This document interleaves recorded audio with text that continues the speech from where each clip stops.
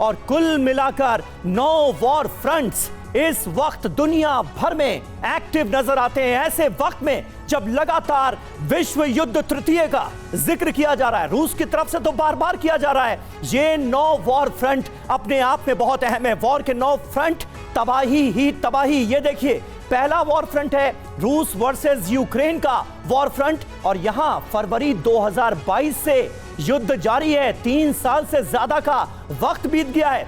10 लाख लोगों की, 1 मिलियन लोगों की मौत हो चुकी है, लेकिन कोई मानने को तैयार नहीं है, चाहे रूस हो या फिर तमाम पश्चिमी देश, नाटो कंट्रीज। दूसरा वॉर फ्रंट रूस वर्सेस यूरोप का वॉर फ्रंट। रूस यूरोप में टकराव कभी भी बड़ा रूप ले सकता है। नाटो के सभी देश पूरी तरह से अलर्ट मोड में हैं। दोनों तरफ से तैयारियों को अमली जामा पहना दिया गया है। तीसरा वॉर फ्रंट इजराइल वर्सेस अरब का दशकों पुराना विध्वंसक संघर्ष एक बार फिर एक्टिव होता हुआ नजर आ रहा है। तमाम अरब देश, मुस्लिम देश इजराइल के खिलाफ एकजुट हो गए। फिलहाल सबसे भीषण दौर में इजराइल वर्सेस अरब का यह फ्रंट सुलगता हुआ नजर आ रहा है। और ये देखिए, चौथा जो फ्रंट है वो है अमेरिका और हूती का वॉर फ्रंट। लगातार अमेरिकी एयर स्ट्राइक्स यहां पर हो रही हैं। अमेरिकी एयर स्ट्राइक्स को अंजाम दिया जा रहा है और हूती पर लगातार इजराइल भी हमले कर रहा है इसी अमेरिका के इशारे पर। पिछले कुछ महीने में दर्जनों लोगों की मौत इस वॉर फ्रंट पर हुई है।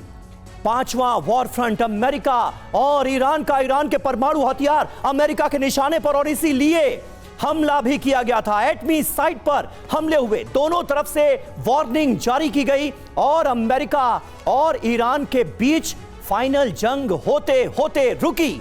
लेकिन यह फ्रंट भी बुरी तरह से सुलग रहा है, तनाव अंदर ही अंदर बरकरार है। छठा वॉर फ्रंट, और इसे एक बार फिर खोलने का पूरा श्रेय, पूरा क्रेडिट जाता है डोनाल्ड ट्रंप को। अमेरिकी वॉरशिप का एक्शन साफ तौर पर यहां नजर आ रहा है और अमेरिका और वेनेजुएला के बीच तनाव बढ़ता हुआ हम देख रहे हैं। सीधी जंग कभी भी संभव है, यह विश्लेषकों का मानना है। और अमेरिका और चीन का यह तो बहुत पुराना फ्रंट है।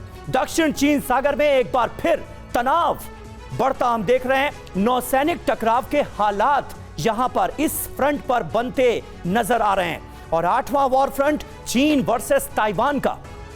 ताइवान पर पूरी तरह से कब्जे की मंशा चीन रखता है और अपने इरादों को अमली जामा पहनाने की तैयारी कर रहा है। चीन का सैन्य दबाव और अभ्यास यहां पर चल रहा है। ताइवान रक्षात्मक तैयारियां कर रहा है, डिफेंसिव मोड में नजर आ रहा है। बार बार ताइवान के एयर स्पेस को वायलेट करता है चीन। नवां war front north Korea versus south Korea का। 1953 में जो युद्ध हुआ उसमें न जाने कितने लोगों की मौत हुई। सीमा पर तनाव है, झड़पें अभी भी जारी हैं और नॉर्थ कोरिया के इरादे रूस और चीन के राष्ट्राध्यक्षों से मिलने के बाद किम जोंग उन के इरादे कुछ ज्यादा ही आक्रामक नजर आ रहे हैं।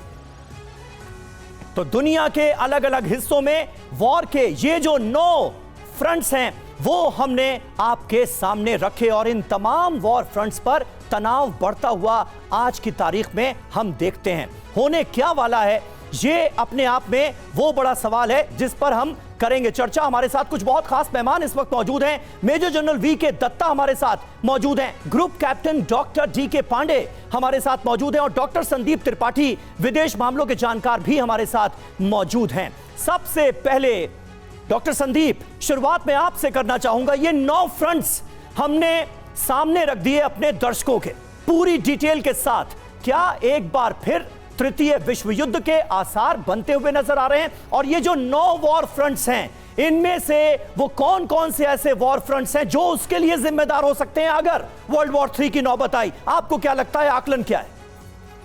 देखिए समीर जी, हम अक्सर वर्ल्ड वॉर 3 की बात करते हैं, लेकिन वो सिचुएशन वर्ल्ड वॉर 3 की इसलिए मैं नहीं मानता क्योंकि आज की डेट में जितने भी आप वॉर फ्रंट बता रहे हैं, सबका अपना कहीं ना कहीं इनडायरेक्टली और इंडिविजुअली कनेक्शंस है। फॉर एग्जांपल यदि मैं बात कतर की करूं, कतर कल तक अमेरिका का बहुत अच्छा दोस्त था, इजराइल के साथ हाँ मिला रहा था। आज यदि इजराइल ने कतर पर अटैक किया तो तुरंत वो इस्लामिक सॉलिडरिटी की बात करने लगा। अब कतर से पूछिए क्या बहरीन और यूएई कतर के साथ आएंगे, जो ऑलरेडी अब्राहम एकॉर्ड का पार्ट है। तो देखिए बहुत ज्यादा फ्रैक्शन है। वो समय नहीं 1945 का कि एक कॉल दिया, सोवियत यूनियन ने कॉल दिया, इधर अमेरिका ने कॉल दिया, तो सब एक से एक आ गए। मुझे नहीं लगता। हाँ, ये जरूर है कि इस समय वॉर जोन पर दुनिया खड़ी हुई है, लेकिन ये बहुत कम ऐसे। आप देखिए कि जब ईरान इजराइल का कॉन्फ्लिक्ट चल रहा था तो रशिया और उधर चाइना दोनों म्यूट रिस्पॉन्स कर रहे थे, खुलकर ईरान के साथ नहीं आ रहे थे। तो यही वजह है कि आज के इस डेट में 21वीं सदी में हर राष्ट्र अपना हित चाहता है। हाँ, अभी हम जिक्र कर रहे थे नाटो की। आप देखिए पोलैंड पर और जब रोमानिया पर ड्रोन अटैक हुआ तो सारे लोग शांत हो गए। वो ब्रिटेन कहाँ चला गया, वो ऑलरेडी डरा हुआ होता है। तो मेरा कहने का सेंस है कि अब ये वो स्थिति नहीं है कि जहां पर तृतीय विश्व युद्ध सामने आकर खड़ा हो जाएगा। लेकिन तरीके बदल गए हैं। पांडे सर प्लीज उस पर ऐड ऑन करिए, क्योंकि अगर आप वर्ल्ड वॉर सिनेरियो को भी देखें तो पहले जिस लिहाज से युद्ध होते थे आज उसके तौर तरीके बदल चुके हैं। इसीलिए हम ये कह रहे हैं कि एक नहीं बल्कि 9 ऐसे फ्रंट हैं जहां किसी स्तर पर युद्ध की स्थिति बनी हुई है। देखिए, निश्चित रूप से समीकरण बदल गया है, लेकिन उसके पहले मैं जो ग्राफिक्स आप लोगों ने दिखाए उस टीम को मैं बहुत बहुत साधुवाद करना चाहूँगा। बुरी बुरी प्रशंसा करनी होगी। बहुत अच्छे ग्राफिक्स पहले वाले सेशन में अभी भी। जहाँ तक बात है कि इन अगर 9 फ्रंट में एक फैक्टर जो कॉमन है वो है यूनाइटेड स्टेट्स। आप किसी फ्रंट में लीजिए, उसमें डायरेक्ट या इनडायरेक्ट वे में अमेरिकन जो इंटरेस्ट है वो इन्वॉल्व है। तो ये जो एक पोलराइजेशन की जो कोशिश की गई है पूरे वर्ल्ड में, यूनिपोलर वर्ल्ड बनाने की कोशिश की गई है, उसका एक बहुत बड़ा नमूना है। लेकिन जो दोहा में अभी इस्लामिक इमरजेंसी इस्लामिक अरब लीग की जो मीटिंग हुई है 57 देशों ने जिसमें भाग लिया है, वो बताता है कि ये शुरुआत है। देखिए, निश्चित रूप से कोई बहुत सिग्निफिकेंट आउटकम नहीं आया उससे, केवल हुआ है कि भाई हम शुरुआत हुई भर्त्सना करने से और जो है खत्म हुआ घोर भर्त्सना से। कुछ आउटपुट नहीं निकला उसका और निकलना भी नहीं था, क्योंकि सबके हित अपने अलग अलग हैं। सबके जो समीकरण है इंडिविजुअल अमेरिका के साथ वो अलग अलग हैं। और जिसने की अभी, लेकिन सबसे महत्वपूर्ण जो टेक अवे है नहीं, उसमें बस ये हुआ कि उसके बाद पांडे जी, उसके बाद डोनाल्ड ट्रंप की तरफ से ये भरोसा दिला दिया गया कि अब कतर में हमले नहीं करेगा इजराइल, बात खत्म। नहीं, देखिए, वो भरोसा तो पहले भी था। आप कतर में बैठे हुए थे जब इजराइल और ईरान के बीच में हो रहा था, तो कतर पर अटैक किया गया और वो ये भी कहा गया, वो फिक्स मैच था, हमें सब पता है कि उसका जो है सामना किया गया और थर्ड ने उसको न्यूट्रलाइज किया। सेम वे अभी कतर में जो अटैक हुआ उसमें ये कहा गया कि अमेरिका को पता ही नहीं चला, जबकि एयर टू एयर रिफ्यूलर जो हैं वो वहां से ही टेक ऑफ किया उन्होंने, कतर से ही। और उन्होंने जो इजरायली F-15 और 35 आए थे उनको रिफ्यूल किया। तो जो है देखिए, अलग अलग चीजें कहने के लिए कुछ और चीजें हैं, वास्तविकता ग्राउंड पर क्या है वो अलग है। निश्चित रूप से जो उनके अपने खुद के प्रायोरिटीज हैं। कैसे माना जा सकता है सर कि इजराइल कतर की राजधानी दोहा में घुसकर इतना बड़ा हमला करे और अमेरिका को पता ना हो? एग्जैक्टली, और यही बात एक्सपर्ट इस वक्त कह रहे हैं कि किस तरीके से 9 फ्रंट की हमने बात की, वहां डायरेक्टली और इनडायरेक्टली यूएस और यूएस की इन्वॉल्वमेंट। हालांकि तस्वीर अब गाजा से जिस तरीके से सामने आ रही है, दत्ता सर अगला सवाल आपसे होगा, उससे पहले रिफ्यूजी कैंप पर विनाशक हमले की यह तस्वीर, जहां अल शती रिफ्यूजी कैंप पर मिसाइल हमले की यह तस्वीर सामने आई और कैसे रिफ्यूजी कैंप तबाह हो गया।